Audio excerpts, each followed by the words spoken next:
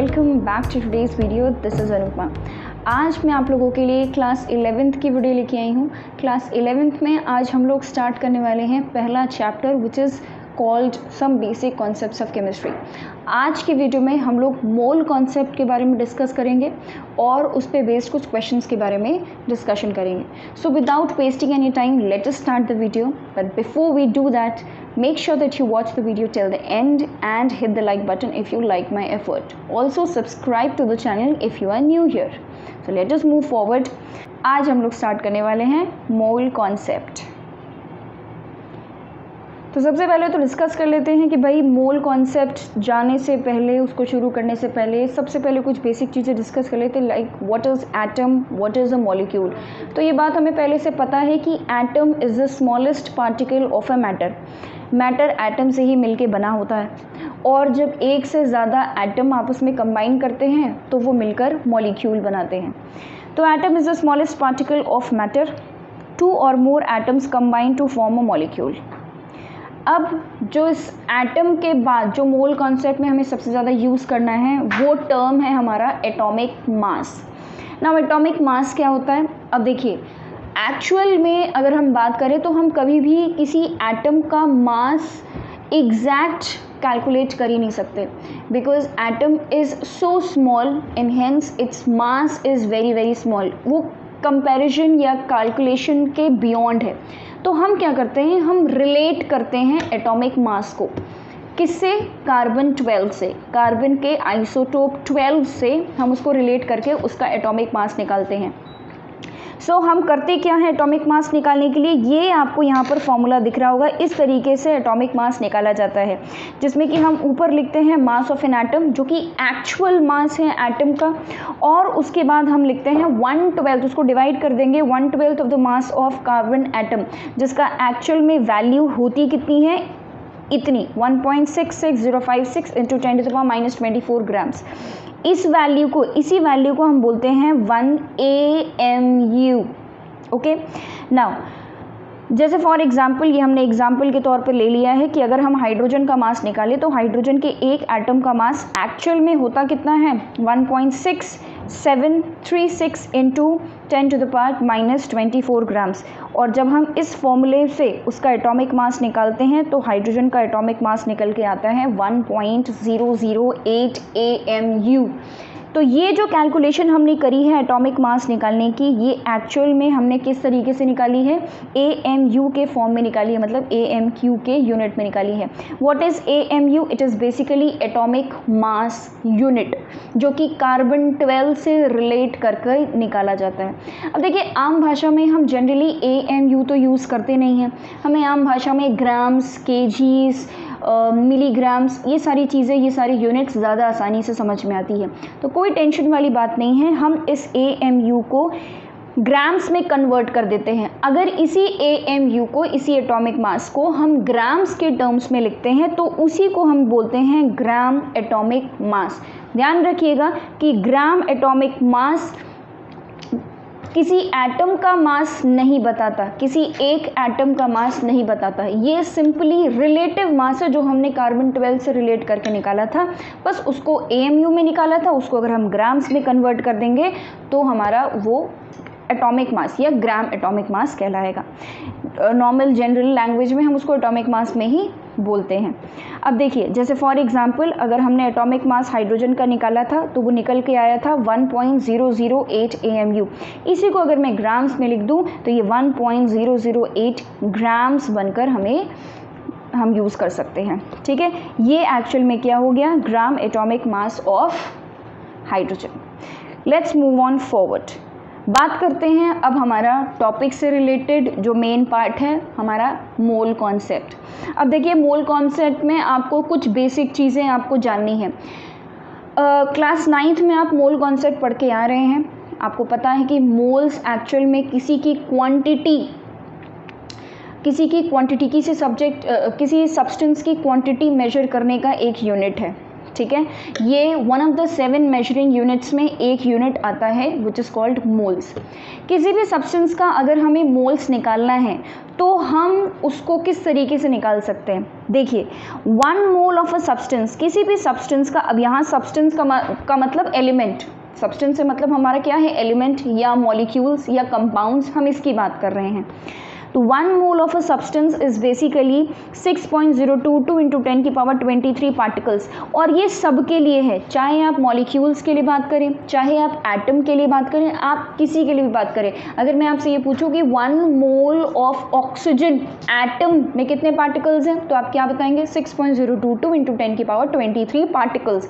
और यहाँ पार्टिकल से मेरा मतलब है एटम्स, क्योंकि हम एटम के बारे में बात कर रहे थे। यही सेम चीज़ अगर मैं आपसे ये बोलूँ कि 1 मोल ऑफ ऑक्सीजन गैस, अब हमें पता है कि गैस एक्चुअल क्या होता है? ऑक्सीजन गैस क्या है? O2, जिसमें कि 2 ऑक्सीजन के एटम्स आपस में कंबाइन करते हैं, जैसे कि हमने स्टार्टिंग में पढ़ा कि atoms combine to form a molecule. O2 एक मॉलिक्यूल है, ऑक्सीजन एक एटम है। यहाँ पर भी अगर मैं आपसे पूछूंगी कि 1 मोल ऑफ ऑक्सीजन गैस में कितने पार्टिकल्स हैं, तो आप बताएंगे 6.022 इंटू 10 की पावर 23। पार्टिकल्स का नंबर सेम रहेगा, बट यहाँ पे कि हम किन पार्टिकल्स की बात कर रहे हैं? यहाँ पर हम मॉलिक्यूल्स की बात कर रहे हैं। और ध्यान रखिएगा कि एक मॉलिक्यूल में ऑक्सीजन के 2 एटम्स हैं, यानी कि अगर मैं आपसे पूछती हूँ कि 1 मोल ऑक्सीजन गैस में मॉलिक्यूल्स कितने हैं, तो आप बताएंगे 6.022 इंटू 10 की पावर 23। लेकिन अगर मैं आपसे पूछूं कि 1 मोल ऑक्सीजन मॉलिक्यूल में एटम्स कितने हैं, तो भाई एक मॉलिक्यूल में 2 एटम हैं, तो आप 6.022 इंटू 10 की पावर 23 मॉलिक्यूल्स में कितने एटम्स होंगे? मल्टीप्लाई कर देंगे 2 से और आपके नंबर ऑफ एटम्स आ जाएंगे। इस तरीके से हमें मोल कॉन्सेप्ट के क्वेश्चन सॉल्व करने हैं। अगली बात, मोल्स को, 1 मोल ऑफ अ सब्सटेंस को हम अगर ग्राम्स में लिखना चाहें तो कि 1 मोल किसी भी सब्सटेंस का, उसमें उसके एटॉमिक मास या मॉलिक्यूलर मास के जितना वेट होता है या मास होता है। लेट्स से फॉर एग्जांपल कि अगर मैं ये बोलूँ कि 1 मोल ऑफ अ सब्सटेंस या 1 मोल ऑफ ऑक्सीजन एटम में कितना ग्राम्स मास होगा, तो आप क्या बताएंगे? 16, क्योंकि हमें पता है कि एक ऑक्सीजन के एटम में या 1 मोल ऑक्सीजन में 16 ग्राम्स का मास होता है। अगर ऑक्सीजन एटम की जगह पे मैं ऑक्सीजन मॉलिक्यूल बोलूँ, तो आप ऑक्सीजन मॉलिक्यूल मतलब O2, यानी कि अब कितना हो जाएगा? 32 ग्राम्स हो जाएगा। नेक्स्ट बात आती है कि हम मोल्स को वॉल्यूम के साथ कैसे रिलेट करेंगे, क्योंकि कई क्वेश्चंस हमारे वॉल्यूम से भी पूछे जाते हैं। तो अगर हमें मोल्स को वॉल्यूम में रिलेट करके क्वेश्चन को सॉल्व करना है, तो हम कैसे बताते हैं कि 1 mole of any substance, B it atom, B it molecule, whatever, any substance, किसी भी सब्सटेंस के 1 मोल का वॉल्यूम NTP पे, NTP का मतलब normal temperature and pressure, NTP normal temperature यानी प्रेशर, यानी कि 0 डिग्री सेल्सियस का टेम्परेचर हो और 1 एटमॉस्फेयर का प्रेशर हो। अगर इस कंडीशन में अगर मैं 1 मोल किसी भी सब्सटेंस का वॉल्यूम अगर मैं निकालना चाहूँगी, तो वो कितना आएगा? हमेशा 22.4 लीटर्स आएगा। ये जो वॉल्यूम हम बात कर रहे हैं, ये वॉल्यूम बेसिकली हम गैसियस स्टेट में बात करते हैं, ठीक है। तो इस तरीके से हम मोल को नंबर ऑफ पार्टिकल्स, मोल को मास से और वॉल्यूम से रिलेट करते हैं ना। अब बात करते हैं आगे कि हमें फॉर्मूले कौन कौन से यूज़ करने हैं जब हम कैलकुलेशंस करेंगे। तो ज़रा यहाँ देखिए, सबसे पहला फॉर्मूला जो मैंने यहाँ लिखा हुआ है वो है कि mole of a substance is always equal to given mass upon molecular mass या एटॉमिक मास। अगर एटम के बारे में बात हो रही है तो एटॉमिक मास लिखेंगे, अगर मॉलिक्यूल के बारे में बात हो रही है तो फिर molecular mass. Mass of 1 atom, mass of 1 atom, एक एटम का मास अगर आपको निकालना है, ये जो 16 ग्राम्स, ये जो 32 ग्राम्स के बारे में हम बात कर रहे हैं, ये 1 मोल का मास है, ठीक है, 1 मोल का मास है। और 1 मोल में 6.022 इंटू 10 की पावर 23 पार्टिकल्स होते हैं। तो जब हमें एक एटम का मास निकालना होगा तो हम एटॉमिक मास को बस डिवाइड कर देंगे किससे? 6.022 इंटू 10 की पावर 23 से। और ऐसे ही हम मॉलिक्यूल के लिए भी निकालते हैं। जितने भी बातें हमने atomic masses, gram atomic mass के बारे में करी है, सेम एग्जैक्टली वही डेफिनेशन और वही कॉन्सेप्ट अप्लाई होता है मॉलिक्यूल्स के लिए। मॉलिक्यूल का मास भी हम ऐसे निकालते हैं, रिलेटिव मॉलिक्यूलर मास निकालते हैं जिसको मॉलिक्यूलर मास बोलेंगे, और अगर ग्राम मॉलिक्यूलर मास निकालेंगे तो उसी AMU को हम ग्राम्स में चेंज कर देते हैं। ठीक है। तो ये कुछ बातें थी जो कि आपको जाननी थी मोल कॉन्सेप्ट के क्वेश्चंस को सॉल्व करने के लिए। Let us move on to the practice question. तो हमारा पहला क्वेश्चन जो यहाँ पर है वो है कि calculate the number of molecules and atoms present in 11.2 litres of oxygen, oxygen यानी कि O2, ये O2 लिखा हुआ है एक्चुअल में, O2 एट NTP। अब देखिए अगर हमें इसका सोल्यूशन निकालना होगा तो आप कैसे निकालेंगे, हमें निकालना क्या है, number of molecules and atoms. ये वही एग्जाम्पल जैसे अभी हम लोगों ने बात करी थी एटम और एटम, ऑक्सीजन और ऑक्सीजन गैस के बारे में, सेम वैसा इक्वेशन है। अब देखिए यहाँ पे वॉल्यूम कितना दिया हुआ है, 11.2। हमें पता है कि 22.4 लीटर्स में 22.4 लीटर्स में ऑक्सीजन के कितने पार्टिकल्स होते हैं, कितने मोल्स होते हैं, 1 मोल। भाई 1 मोल में 22.4 लीटर वॉल्यूम होता है, तो ये हो जाएगा 1 मोल। और 1 मोल में पार्टिकल्स कितने होते हैं, 6.022 इंटू 10 की पावर 23। ये पार्टिकल्स कौन से हैं, ये पार्टिकल्स हैं मॉलिक्यूल्स के। मॉलिक्यूल्स के क्यों, क्योंकि हमने क्या लिया है, O2। O2 is a molecule. तो भाई 22.4 लीटर्स में अगर 6.022 इंटू 10 की पावर 23 इतने मॉलिक्यूल्स हैं तो 11.2 में कितना होगा, तो 11.2 देखिए इसका आधा ही तो है, 22.4 का हाफ कितना हो गया, 11.2। तो अगर ये हाफ हुआ है तो ये भी कितना हो जाएगा, हाफ हो जाएगा। तो आप क्या इसको क्रॉस मल्टीप्लाई करके भी सिंपली सॉल्व कर सकते हैं, या आप कॉमन सेंस यूज़ करके भी डायरेक्ट सॉल्व कर सकते हैं कि अगर ये 22.4 है तो 11.2 लीटर्स है तो ये भी आधा, तो ये भी आधा हो जाएगा। खैर हम क्रॉस मल्टीप्लाई करके भी सॉल्व कर सकते हैं। 6.022 इंटू 10 की power 23 divided by 22.4 into 11.2 litres. इस तरीके से हम इसको सॉल्व करने का, देखिए इसको सॉल्व करिए, हो जाएगा 2 कैंसिल हो जाएगा 2 से, और आपका आंसर आ जाएगा यहाँ पर 3.011 इंटू 10 की पावर 23। क्या आए हैं, ये मॉलिक्यूल्स आए हैं। ठीक है, इतने मॉलिक्यूल्स। लेकिन उसने एटम के बारे में भी पूछा है। अब देखिए अगर एटम के बारे में भी पूछा है तो हम एटम निकाल लेंगे। भाई एक मॉलिक्यूल में, एक मॉलिक्यूल ऑफ O2 में कितने एटम्स हैं, 2 एटम है ना। O2 का मतलब क्या है, 2 ऑक्सीजन एटम से मिलके बना है ये। तो एक मॉलिक्यूल ऑफ O2 में 2 एटम्स हैं। इसका मतलब कि 3.011 इंटू 10 की पावर 23 में कितने होंगे, भाई इसका डबल 2 से हम इसको मल्टीप्लाई करें। 3.011 इंटू 10 की पावर 23, ये हो गए हमारे एटम्स। ठीक है, तो ये हमारे एटम्स हो गए हैं। ये हमारा हो गया है सोल्यूशन। ये हमारे एटम्स आ गए, नंबर ऑफ एटम्स, इसको मल्टीप्लाई कर लेंगे तो हमारा वही आ जाएगा 6.022 इंटू 10 की पावर 23 इतने एटम्स। ठीक है, ये हमारा आंसर आ गया है। और मॉलिक्यूल्स हमारे कितने आए थे, इतने मॉलिक्यूल्स। ठीक है, तो ये हमारा आंसर आ गया इस क्वेश्चन का। Let us move on to the next question. Now next question क्या कहता है, नेक्स्ट क्वेश्चन कहता है कि calculate the number of molecules in each of the following parts. पहला पार्ट हमारा क्या है, 52 मोल्स ऑफ आर्गन में कितने नंबर ऑफ मॉलिक्यूल्स हैं, ये आपको कैलकुलेट करना है। तो ज़रा निकालते हैं भाई आर्गन का, इसको सॉल्व करते हैं। Okay, now see 1 mole of argon, 1 mole argon में हमको क्या निकालना है, मॉलिक्यूल्स निकालना है। भाई 1 मोल आर्गन में कितने मॉलिक्यूल्स होंगे, 6.022 इंटू 10 की पावर 23 इतने मॉलिक्यूल्स होंगे 1 मोल आर्गन में। तो इसका मतलब कि 52 मोल्स आर्गन्स में कितने होंगे, भाई मल्टीप्लाई कर देंगे हम 6.022 इंटू 10 की पावर 23 को हमने मल्टीप्लाई कर दिया है 52 से। इसको सॉल्व कर लेंगे अगर आप, तो इसका आंसर आ जाएगा 3.13 इंटू 10 की पावर 25 एटम्स।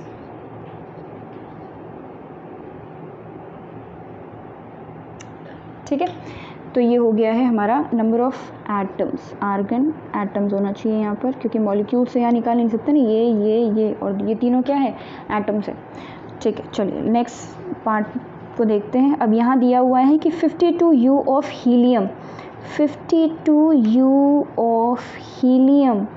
अच्छा, हीलियम की अगर हम बात करें तो हीलियम का मास होता है 4U, ठीक है। हीलियम के एक एटम का मास होगा 4U यानी कि 4 AMU। तो हम ऐसे लिख सकते हैं कि 4U ऑफ हीलियम, ये किसका मास है? एक एटम का मास है। एक एटम का मास कितना है? 4U।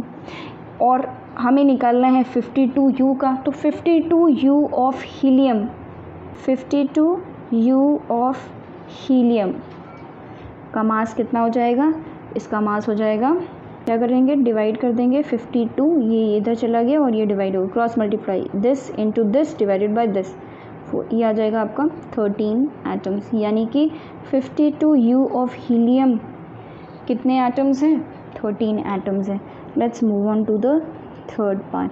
ना थर्ड पार्ट अब हमारा क्या दे दिया है? अब यहाँ पर देखिए, यहाँ पे 52 ग्राम्स दे दिया गया है, ठीक है। ग्राम्स का मतलब अब ये एक एटम का मास नहीं है, अब ये क्या है? 6.022 इंटू 10 की पावर 23 एटम्स से हम अब इसको रिलेट करेंगे। अब देखिए ज़रा पहले तो ये देखते हैं कि हीलियम का मास कितना होता है। हीलियम का मास होता है 4 ग्राम्स, तो यानी कि 4 ग्राम्स ये क्या है? इसका atomic mass. 4 grams of helium में कितने मोल्स होंगे? 1 मोल, ठीक है, 1 मोल होगा। और 1 मोल का मतलब क्या हो गया?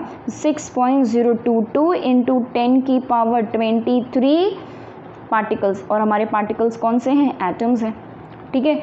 तो 4 ग्राम्स ऑफ हीलियम में इतने एटम्स हैं, हमको निकालना कितना है? 52 ग्राम्स में।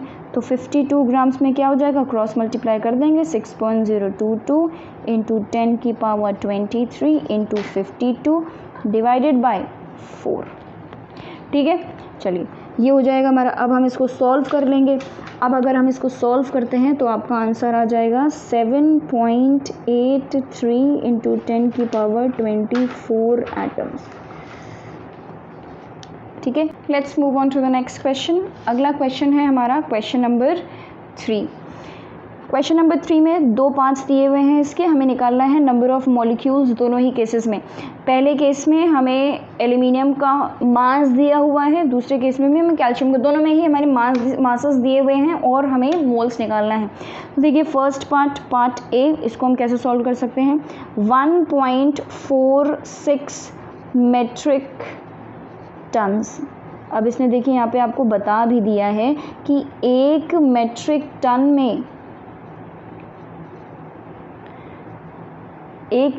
में 10 की पावर 3 kgs मास होता है। अब ऑब्वियस सी बात है कि हम kgs में तो मास निकाल नहीं सकते हैं एटम्स एंड मॉलिक्यूल्स का, तो हम इसको ग्राम्स में चेंज करेंगे। तो भाई 1 kg में 10 की पावर 3 ग्राम्स, यानी कि ये हो गया 10 की पावर 6 ग्राम्स, यानी कि 1 metric ton is equal to 10 to the power 6 grams. तो यानी कि इसको अगर हमें ग्राम्स में चेंज करना होगा तो हम क्या लिखेंगे? 1.46 into 10 to the power 6 grams. ये हमारा हो गया है एल्यूमिनियम का मास। अब अगर हम 1 मोल एल्यूमिनियम के मास के बारे में बात करें तो भाई 1 मोल में कितना मास होता है? 27 ग्राम्स। 27 ग्राम्स ऑफ एल्यूमिनियम में 1 मोल होता है। हमें मोल्स निकालना है, तो जिसको हम निकालना होता है उसको हम इस साइड लिखते हैं, जो वैल्यू हमें पता होती हैं वो हम इस साइड लिखते हैं, ठीक है। तो 27 ग्राम्स ऑफ एल्यूमिनियम में 1 मोल होता है। हमारे पास मास कितना है? इतना, यानी कि 1.46 into 10 to the power 6 grams of aluminium में कितना होगा? तो हम क्या करेंगे? डिवाइड कर देंगे 1.46 इंटू 10 की पावर 6 डिवाइडेड बाय 27, ठीक है। आप चाहें तो इसको फॉर्मूले से भी यूज़ कर सकते थे, उसको सॉल्व कर सकते थे। फॉर्मूला क्या था? देखिए फॉर्मूला याद करिए। फॉर्मूला क्या था? Moles is equal to given mass divided by atomic mass. यही होता है मोल्स का फॉर्मूला, यही होता है मोल्स का फॉर्मूला। तो अगर मोल्स का फॉर्मूले में अगर हम वैल्यू पुट करें तो गिवन मास हमारा कितना है? ये हमारा गिवन मास है, जो कि हमने यहाँ रखा और उसके डिवीजन के ऊपर, और नीचे क्या रखा है? Atomic mass. एटॉमिक मास मेरा कितना है? 27। एल्यूमिनियम का एटॉमिक मास इज 27। तो चलिए अब अगर हम इसको सॉल्व करेंगे तो आपका आंसर आ जाएगा यहाँ पर एल्यूमिनियम का मोल्स निकालना है। आपके मोल्स आ जाएंगे 5.41 into 10 to the power 4 moles. ठीक है, ये आपका आंसर आ जाएगा, this will be your answer. ये फर्स्ट पार्ट हो गया। सेकंड पार्ट ज़रा देखें, पार्ट बी। ये क्या कहता है कि 7.9 ग्राम्स ऑफ कैल्शियम। ठीक है, 7.9 ग्राम्स है, यस मिलीग्राम्स है, 7.9 मिलीग्राम्स ऑफ कैल्शियम। अब देखिए 7.9 मिलीग्राम्स ऑफ कैल्शियम, इसको ज़रा ग्राम्स में चेंज कर लें तो ये कितना हो जाएगा, 7.9 इंटू 10⁻³ ग्राम्स। ठीक है, 7.9 इंटू 10⁻³ ग्राम्स हो जाएगा ऑफ कैल्शियम। अब देखिए एक मोल कैल्शियम का मास कितना होता है, 40 ग्राम्स। तो एक मोल में कितने ग्राम्स है, 40 ग्राम्स, यानी कि 40 grams of calcium will make 1 mole, which means कि 7.9 इंटू 10⁻³ ग्राम्स में कितने मोल्स होंगे। हम क्या करेंगे, डिवाइड कर देंगे given mass upon atomic mass या मॉलिक्यूलर मास। तो गिवन मास हमारा कितना है, 7.9 इंटू 10⁻, मैं ये वाला फॉर्मूला यूज़ कर रही हूँ मोल्स निकालने का, given mass upon atomic mass. तो गिवन मास मेरा कितना है, ये 7.9 इंटू 10⁻³ डिवाइडेड बाय एटॉमिक मास कितना है, 40। ठीक है, तो आप इसको सॉल्व करेंगे, जब आप इसको सॉल्व करेंगे आपका आंसर आ जाएगा 1.97 इंटू 10⁻⁴ मोल्स। ठीक है, this many numbers of moles, ये आपका आंसर हो जाएगा। This is question number 3। Now let us move on to question number 4। Question number 4 देखिए, ये थोड़ा सा अच्छा और इंटरेस्टिंग क्वेश्चन है, आप इसको स्टार मार्क कर सकते हैं, थोड़ा सा ब्रेन स्टॉर्मिंग क्वेश्चन है। इसके पहले जो हम लोगों ने क्वेश्चन नंबर 3 किया, ये आपका NCERT का क्वेश्चन था, दिस वाज फ्रॉम NCERT। इसके ऊपर जो ये वाला क्वेश्चन हमने किया है question number 2, this is also from NCERT। ये भी दोनों ही NCERT के क्वेश्चंस हैं। ठीक है, तो आप चाहें तो इसको यहाँ से रेफ़र कर सकते हैं। क्वेश्चन नंबर 4, ज़रा इसको सॉल्व करते हैं। देखिए इसमें क्या बोल रहा है, calculate the weight of carbon monoxide. Carbon monoxide मतलब कार्बन और ऑक्सीजन। ठीक है, CO having same number of oxygen atoms as are present in 88 grams of carbon dioxide. Carbon dioxide मतलब CO2, मतलब वो ये कह रहा है कि CO2 के 88 ग्राम्स में जितना ऑक्सीजन है, जितने नंबर ऑफ ऑक्सीजन है, उस ऑक्सीजन का मास कितने कार्बन मोनोऑक्साइड के मास में आ जाएगा। ठीक है, तो ज़रा इसको पहले सॉल्व करते हैं one by one, step by step. तो देखिए जहाँ से आपको इन्फॉर्मेशन दी गई है वहाँ से स्टार्ट करें। तो देखिए क्या दिया हुआ है, having same number of oxygen atoms as are present in 88 grams of carbon dioxide. तो सबसे पहले हम निकाल लेते हैं कि भाई 88 ग्राम्स ऑफ कार्बन डाइऑक्साइड में ऑक्सीजन के एटम्स हैं कितने, फिर इतने ही ऑक्सीजन के एटम कितने कार्बन मोनोऑक्साइड में होंगे, उस कार्बन मोनोऑक्साइड का मास हमें निकालना है। तो पहले हम कार्बन डाइऑक्साइड के 88 ग्राम्स में नंबर ऑफ ऑक्सीजन एटम्स निकालेंगे और फिर इसी ऑक्सीजन एटम में कितना मतलब इतने ऑक्सीजन एटम के लिए हमें कितना कार्बन मोनोऑक्साइड चाहिए होगा, उसका वेट हमें निकालना है। वन बाय वन सॉल्व करते हैं तो धीरे धीरे क्लियर होगा। 88 ग्राम्स ऑफ कार्बन डाइऑक्साइड में ऑक्सीजन कितना, पहले तो ये निकालते हैं। अब देखिए कार्बन डाइऑक्साइड CO2, इसका अगर मैं मास निकालूं, मॉलिक्यूलर मास, तो कार्बन इज 12 प्लस ऑक्सीजन 2 हैं, एक ऑक्सीजन 16 होता है इंटू 2, इसका मास आ जाएगा आपका 44 ग्राम्स। अब देखिए 44 ग्राम्स में अगर मैं बात करूं कितने मोल्स हैं, 1 मोल है। ठीक है, यानी कि 6.022 इंटू 10⁻23 पार्टिकल्स। 23 पार्टिकल्स यानी कि मॉलिक्यूल्स, हमारे पार्टिकल्स क्या हैं, मॉलिक्यूल्स हैं। ठीक है, तो 44 ग्राम्स में 1 मोल और 1 मोल में 6.022 इंटू 10⁻23 मॉलिक्यूल्स। चलिए अब ज़रा 88 ग्राम्स में कितने मॉलिक्यूल्स हैं ये निकाल लें। तो 44 में इतने हैं, 88 यानी कि इसका एग्जैक्टली डबल, तो इसका भी डबल हो जाएगा 6.022 इंटू 10⁻23 इंटू 2। ठीक है, इतने आपके पास मॉलिक्यूल्स होंगे। अभी इसको मल्टीप्लाई नहीं करते, अभी हम इसको इतना ही छोड़ देते हैं। इतने क्या मॉलिक्यूल्स, किसके, मॉलिक्यूल्स, किसके? कार्बन डाइऑक्साइड के। अब इतने मॉलिक्यूल में कितना ऑक्सीजन होगा, यही तो निकालना है। तो भाई एक मॉलिक्यूल ऑफ CO2, एक मॉलिक्यूल ऑफ कार्बन डाइऑक्साइड में कितना ऑक्सीजन है? 2 ऑक्सीजन है, 2 ऑक्सीजन एटम है ना। एक CO2 में कितने ऑक्सीजन एटम है? 2, ठीक है। तो एक मॉलिक्यूल ऑफ CO2 में 2 ऑक्सीजन एटम है, लेकिन मेरे पास मॉलिक्यूल CO2 के हैं कितने? इतने। तो पता करते हैं कि इसमें कितने होंगे, क्या करेंगे? मल्टीप्लाई कर देंगे 2 से। तो 6.022 इंटू 10⁻23 इंटू 2, इतने मॉलिक्यूल्स में कितने ऑक्सीजन के एटम्स होंगे? मल्टीप्लाई कर देंगे 2 से, यानी कि 6.022 इंटू 10⁻23 इंटू 2 और इंटू 2 कितना हो गया? इंटू 4, ठीक है। तो ये कितना हो जाएगा भाई? 4 2 8, 4 2 8, 0.46 24, 24.088 इंटू 10⁻23 ऑक्सीजन के एटम, इतने ऑक्सीजन के एटम हमारे पास हैं, ठीक है। चलिए, इतने ऑक्सीजन के एटम हमारे पास हैं। अब इतने ऑक्सीजन एटम को हमें किस में चेक करना है? कार्बन मोनोऑक्साइड में। मतलब आपको वेट ऑफ कार्बन मोनोऑक्साइड निकालना है having the same number of oxygen atom. कितना? जितने कार्बन डाइऑक्साइड में थे। तो जितने कार्बन डाइऑक्साइड में थे उतने ही कार्बन मोनोऑक्साइड में ऑक्सीजन होने चाहिए। ओके, अब देखिए, पहले तो हम कार्बन मोनोऑक्साइड का मास निकाल लें। कार्बन मोनोऑक्साइड यानी कि CO, इसका मास होगा 12 + 16 which is equal to 28 grams. तो 28 ग्राम्स इसका मॉलिक्यूलर मास हो गया, यानी कि 28 ग्राम्स इसके 1 मोल में होगा। या हम ये कह सकते हैं कि 6.022 into 10⁻23 molecules of CO will have 28 grams. भाई 1 मोल में इतने ही पार्टिकल्स होते हैं और इतना ही मास होता है 1 मोल का। तो आप ये लिख सकते हैं 6.022 इंटू 10⁻23 1 मोल में है, और उसका 1 मोल का मास कितना होता है? 28। तो दोनों को बराबर हो जाएंगे, इतने मॉलिक्यूल्स में इतना मास हो गया, ठीक है।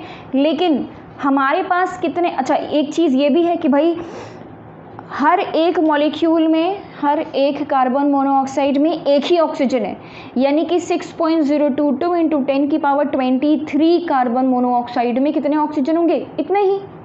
एक कार्बन मोनोऑक्साइड में एक ऑक्सीजन, 2 में 2, 6.022 इंटू 10⁻23 में इतने ही एग्जैक्टली ऑक्सीजन होंगे, ठीक है। तो यानी कि 6.022 इंटू 10⁻23 ऑक्सीजन में कितना मास हो गया? 28 ग्राम्स मास हो गया। लेकिन मुझे मास किसका निकालना है? इतने मॉलिक्यूल्स का, इतने एटम्स का निकालना है ऑफ ऑक्सीजन। तो ज़रा इसका हम निकालते हैं तो कितना हो जाएगा? देखिए, मेरे पास इतने 6.022 इंटू 10⁻23 ऑक्सीजन के एटम्स नहीं, मुझे तो इतने ऑक्सीजन एटम का मास निकालना है। ये तो 1 मोल का मास निकला है। तो ज़रा इसका निकालते हैं। 24.088 इंटू 10⁻23 ऑक्सीजन में कितना मास होगा? हमें यही तो निकालना था। ऑक्सीजन में कितना मास होगा? 28 into 24.088 into 10⁻23 divided by 6.022 into 10⁻23, ठीक है। जब आप इसको कैलकुलेट करेंगे तो भाई 10⁻23 तो वैसे ही कट जाना है, ये 6 और ये कट जाना है, किसका? 6 4 ज़ा, ठीक है।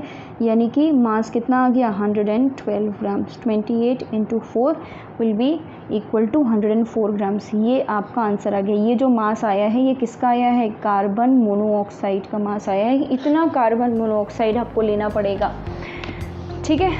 तो ये हमारे सारे क्वेश्चंस हो गए हैं। Thank you for watching this video. I hope आपको समझ में आया होगा जितना भी चीज़ें हम लोगों ने यहाँ पे इस वीडियो में डिस्कस करी, और अगर हाँ आया है तो don't forget to watch the next video, जो कि हमारी स्टोकियोमेट्री, मास परसेंटेज कॉम्पोजिशन, इन सब चीज़ों पे आएगी। So thank you for watching this video. Thank you and bye bye.